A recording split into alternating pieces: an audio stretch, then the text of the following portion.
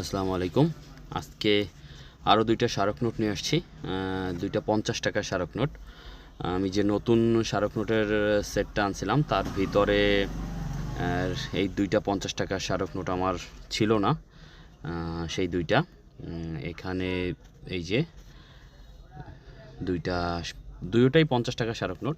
আর কালকে একটা দেখাইছিলাম, ওটা ছিল 25 টাকার একটা স্মারক নোট।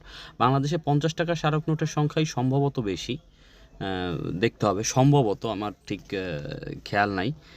যাই হোক, এই 50 টাকার স্মারক নোটটা হচ্ছে আপনার বঙ্গবন্ধু টানেল। বঙ্গবন্ধু টানেলটা উদ্বোধন উপলক্ষে সম্ভবত এই নোটটা জারি করা হয়। এগুলো সবগুলোই বাংলাদেশ ব্যাংক কর্তৃক, বাংলাদেশ সরকার কর্তৃক জারিকৃত লিগ্যাল নোট, বাট বিনিময়যোগ্য নয়। এগুলো শুধু সংরক্ষণের জন্য এবং স্মৃতি ধরে রাখার জন্য স্মারক নোটটা।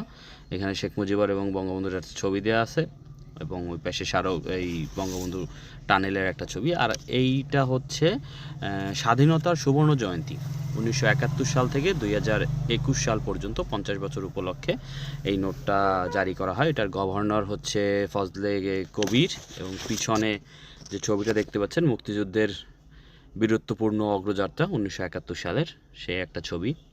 আমাদের বীর মুক্তিযোদ্ধারা যুদ্ধের জন্য এগিয়ে যাচ্ছে সেরকম একটা ছবি দেওয়া আছে পিছনে যে এখানে, এবং উপরে লেখা আছে 1971 টু 2021, এবং সামনে বঙ্গবন্ধুর ছবি দেওয়া আছে এবং স্মৃতিসৌধ।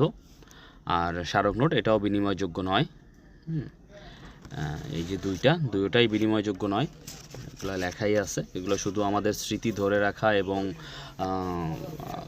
আমাদের জারিকৃত স্মারক নোট, বাংলাদেশ ব্যাংক এবং বাংলাদেশ সরকার কর্তৃক জারিকৃত এই স্মারক নোটগুলো। দুইটা নোটের সাইজ সেম, দেখতেও সুন্দর। আপনারা যারা সংগ্রহ করতে চান তারা এই নোটগুলো নিজেদের কাছে রাখতে পারেন।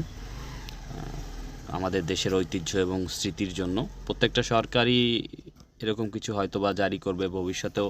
আমাদের যে সরকার আসবে তারাও কিছু না কিছু স্মারক নোট অবশ্যই বের করবে।